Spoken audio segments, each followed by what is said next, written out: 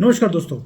एक मुद्दा जो बहुत लोग मुझसे पूछते हैं कि भाई चाइना के अंदर गरीबी कितनी है, वहाँ पर झुग्गी झोपड़ियाँ कितनी हैं, होमलेसनेस कितनी है। तो मैंने बोला कि इसके ऊपर एक डिटेल में मैं वीडियो बनाता हूँ। यहाँ पर मैंने अभी एक दो दिन में पहले मैंने एक वीडियो बनाया था कि यहाँ पर जो होमलेस लोग हैं वो बढ़ते जा रहे हैं।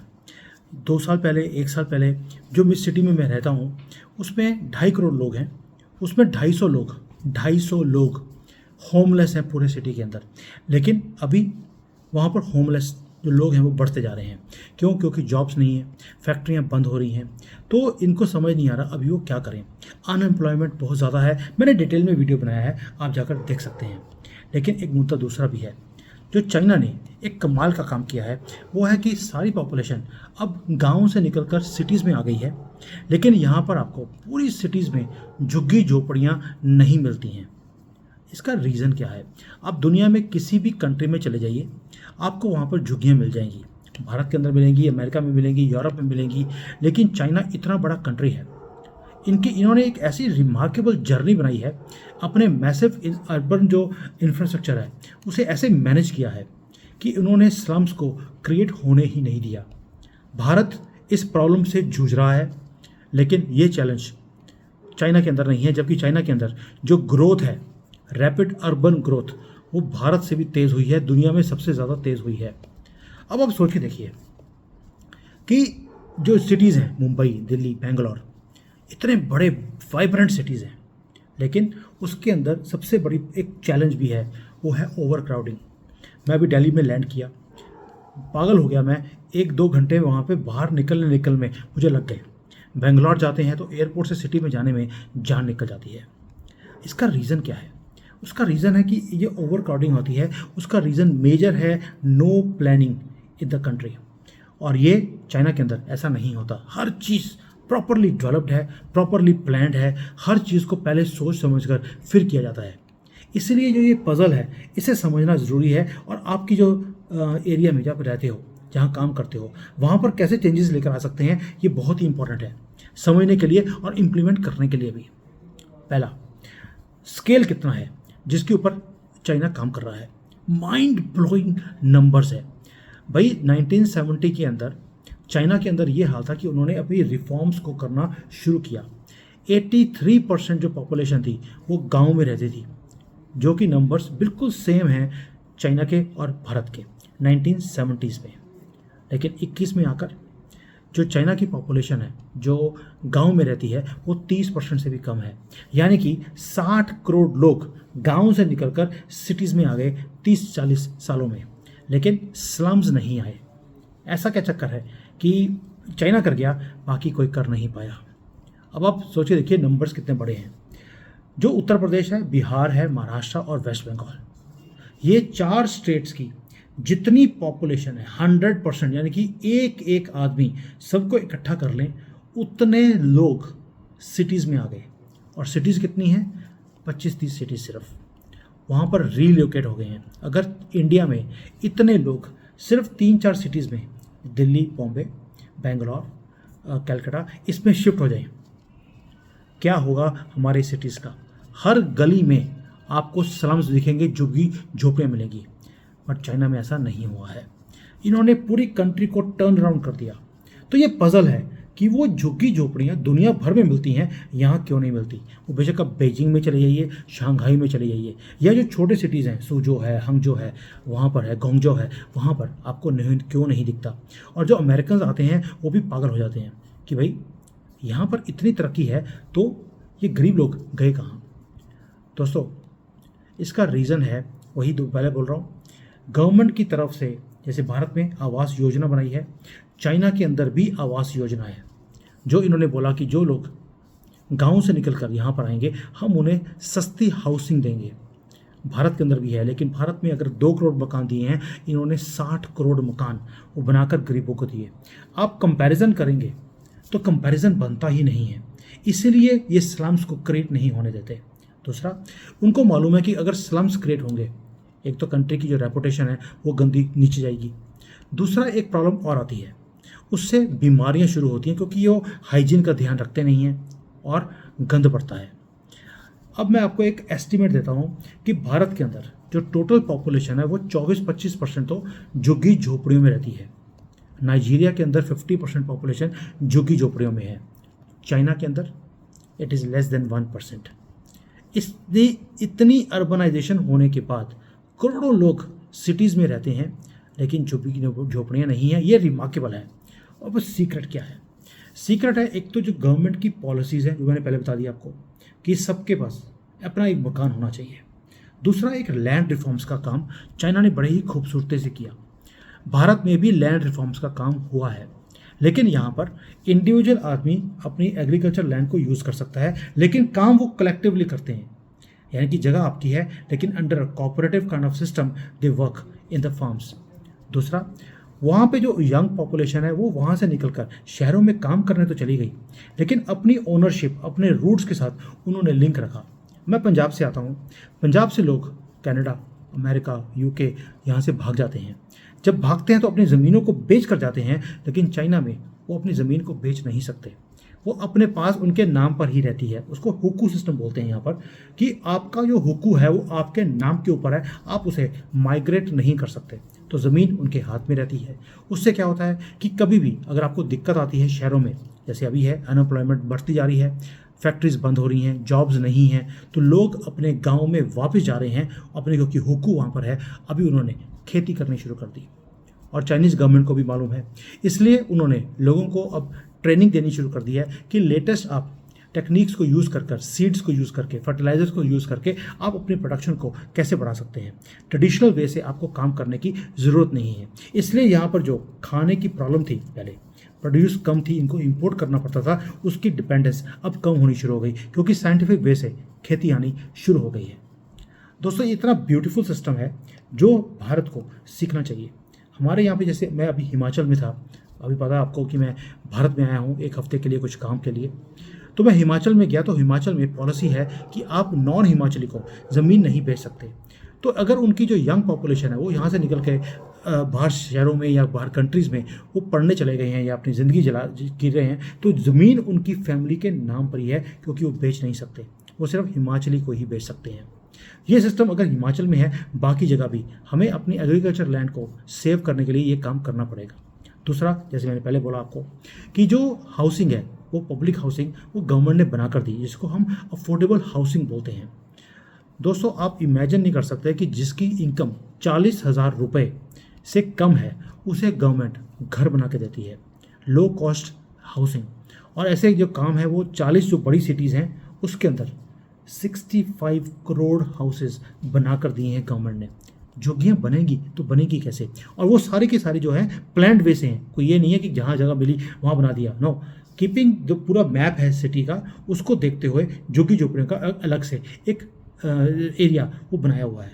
और एक और भी चीज़ है, एक मुहिम है गवर्नमेंट की कि हम झुग्गियों बनाने नहीं देंगे, और इस प्रॉब्लम से जो दुनिया भर में प्रॉब्लम है झुग्गी झोपड़ियों की, वो हम अपने सिटी में आने नहीं देंगे। क्योंकि अगर एक बार आ गई ये और बढ़ती जाएंगी, जैसे धारावी है बॉम्बे में। हम उसको ख़त्म करने की कोशिश कर रहे हैं, वो ख़त्म होती ही नहीं है। तो किसी भी कीमत पर कितना भी पैसा लगाना पड़े, गवर्नमेंट लगाती है।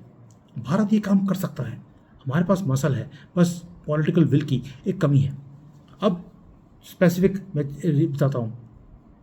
शंघाई में मैं काम किया, मैंने 2 साल मैंने लगाए वहाँ पर एक पुतोक एक डिस्ट्रिक्ट है, पॉपुलेशन कोई 12-15 लाख लोग हैं। वहाँ पे जितने भी होमलेस थे, उन्होंने 1 महीने में सबको घर बोला कि अलॉट कर रहे हैं हम लोग, आप प्लीज़ अपने जहाँ पर भी सड़कों पे सो रहे हैं, आप झुग्गी झोपड़ियों में हैं, जाकर मकानों में रहिए। 1 महीने के अंदर अलॉट किया, 1 साल में मकान बना कर दे दिए, काम खत्म। अब भारत के साथ देखिए, जब आप भारत में आते हैं आपको क्या दिखता है? हर बड़ी सिटी में, छोटी सिटी में आपको पुल के नीचे, सड़कों पर, मंदिरों के बाहर आपको लोग सोए हुए मिलते हैं।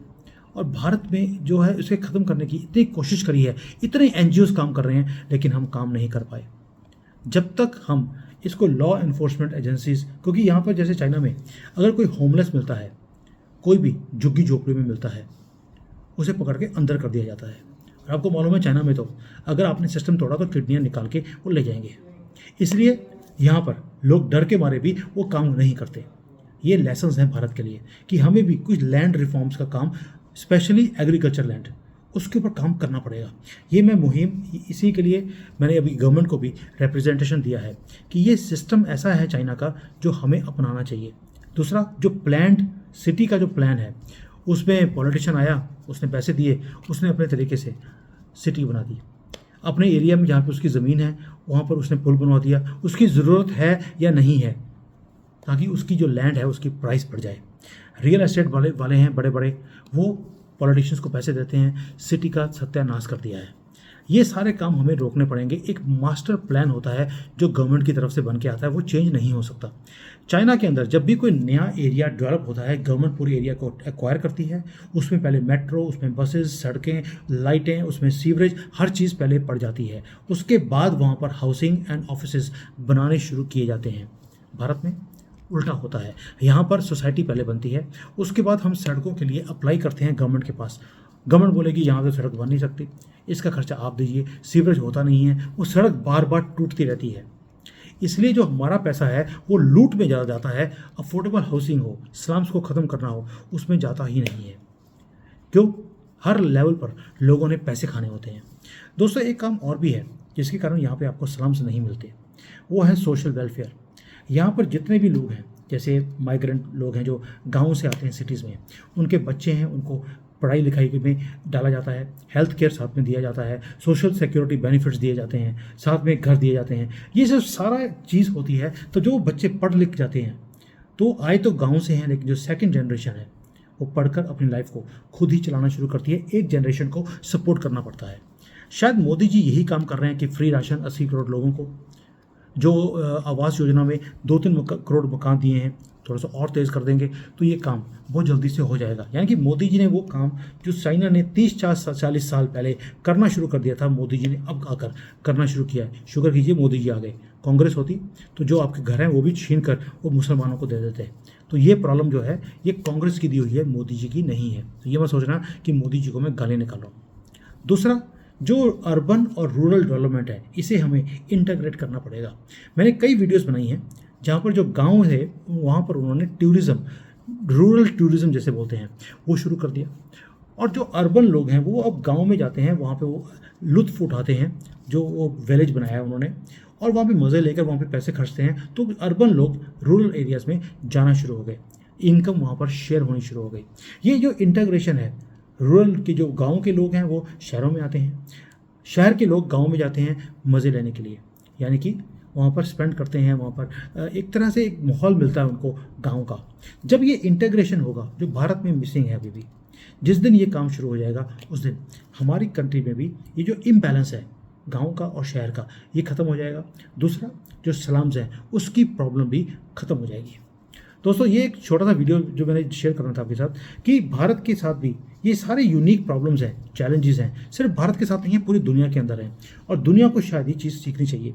मैं यहाँ पर 15 साल से हूँ, मैंने यहाँ पर कहीं भी झुग्गी झोपड़ी नहीं देखी है।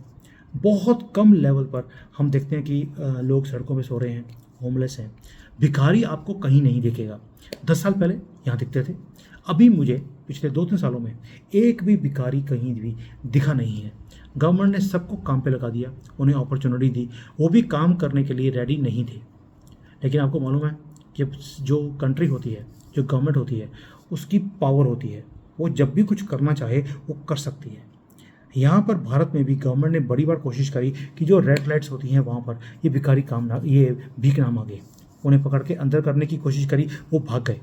लेकिन उसके बाद मुझे पता लगा कि वो सारे के सारे भिखारी दोबारा से वहाँ पर आ गए और मल्टीप्लाई होकर आए हैं। और उसे बैठाया इसलिए गया क्योंकि वो सभी लोग पॉलिटिकल संरक्षण में हैं, पैसे इकट्ठे करके ऊपर तक पहुँचाते हैं। यानी कि पुलिस हो, पॉलिटिशियंस हो, गुंडे हो, वो सारे ऑर्गेनाइज्ड वे से इन लोगों को वहाँ पे भेजते हैं पैसे इकट्ठे करने के लिए। इस तरह से अगर काम चलेगा तो कुछ भी हो नहीं सकता। दूसरी तरफ चाइना के अंदर कई सिटीज़ ऐसी हैं जो 10 साल पहले 30% लोग वहाँ पे सिर्फ जो थे वो गांव से आए थे। आज 70% वहाँ पर शिफ्ट हो चुके हैं। बट सबके पास मकान है पिछले 10 सालों में। कहीं पे किसी सिटी में 50 लाख, किसी में 2 करोड़ मकान बना दिए, सैटेलाइट टाउन्स बना दिए। ये जो चीज़ें हैं ये मुझे हैरान करती हैं और ये दुनिया को भी हैरान करती हैं। बट प्रॉब्लम क्या है, भारत के अंदर भंगड़े डाले जाते हैं छोटी छोटी चीज़ों के ऊपर। जो बड़ा मुद्दा होता है उसके ऊपर काम ही नहीं किया जाता। भाई परमानेंट सोल्यूशन है धारावी के अंदर, जो बॉम्बे में दुनिया का सबसे बड़ा स्लम है, वहाँ पर उन्हें पक्के मकान देने की मुहिम शुरू करी है। वो कहते नहीं, हम झुग्गी झोपड़ियों में हम सही हैं। क्यों? क्योंकि उन्होंने क्राइम करने होते हैं। अगर वो वहाँ पर प्रॉपर एक हाउसिंग बन जाएगा तो वो जो सारे क्राइम का काम करते हैं वो करना बंद हो जाएगा। जो ये सारे पॉलिटिकल कंपल्शंस हैं, ये गुंडागर्दी है, ये नॉन प्लानिंग है, पैसे हैं, रिश्वत है, ऊपर से सुप्रीम कोर्ट है, ये ऐसा गंद कांग्रेस का बनाया हुआ, ऐसा हमारे देश को दीमक की तरह खा रहा है कि हम चाहकर भी चाइना की तरह जैसे वो तरक्की करते हैं, हम कर ही नहीं पा रहे। और दोस्तों यही चीज़ें हैं जो मुझे तंग करती हैं। तभी मैं वीडियो बनाता हूँ गवर्नमेंट को जगाने के लिए कि भाई आपको ये काम करने पड़ेंगे, आपको ये पॉलिटिकल कंपल्शन से बाहर निकलना पड़ेगा, तभी आप भारत को एक विकसित डेवलप्ड कंट्री आप बना सकते हैं। आपका इसके बारे में राय क्या है? पहला। दूसरा, आपको लगता है कि जैसे चाइना के अंदर कहीं भी झुग्गी झोपड़ी नहीं है, क्या भारत में ये काम कभी हो सकता है? अगर हो सकता है उसका तरीका क्या है? मैंने आपको कुछ तरीके बता दिए जो चाइना में मैं देखता हूँ। अकॉर्डिंग टू यू कैसी वो स्कीम है जिसके कारण ये जो होमलेस है या झुग्गी झोपड़ियाँ हैं ये कैसे ख़त्म हो सकती हैं भारत के अंदर? दुनिया में क्या हो रहा मुझे मतलब नहीं है, मुझे भारत से मतलब है। और क्या ये झुग्गी झोपड़ियाँ होने से हमारे कंट्री की जो रेपुटेशन है वो ख़राब नहीं जाती? क्या दुनिया हमारे ऊपर नहीं हंसती कि दुनिया की सबसे ज़्यादा जो झुग्गी झोपड़ियाँ हैं वो भारत में हैं? ये चीज़ कोई ऐसी चीज़ें हैं जो हमें तंग करती हैं। और मैं आके जब यहाँ पे देखता हूँ दिल दुखता है भारत की सिचुएशन देखकर। हम गरीब कंट्री थे जब कांग्रेस थी, अब हम गरीब कंट्री नहीं हैं। तो गरीब क्यों हैं? ये सड़कों पे भीख क्यों मांग रहे हैं? ये झुग्गी झोपड़ियाँ क्यों हैं? और ये ख़त्म क्यों नहीं होती? इसका मैंने आपको आंसर दे दिया। अब मुझे आपके तरफ से कुछ सजेशन चाहिए कि कैसे इसको ख़त्म कर सकते हैं। मैं उसको भी बनाकर गवर्नमेंट तक पहुँचाऊँगा। ये मुहिम में छोड़ने वाला नहीं हूँ। अपने देश को विकसित बनाने के लिए जो जो हमें करना पड़ेगा आई विल कवर दैट। उसके लिए आपका साथ चाहिए। Thank you. जय हिंद, वंदे मातरम।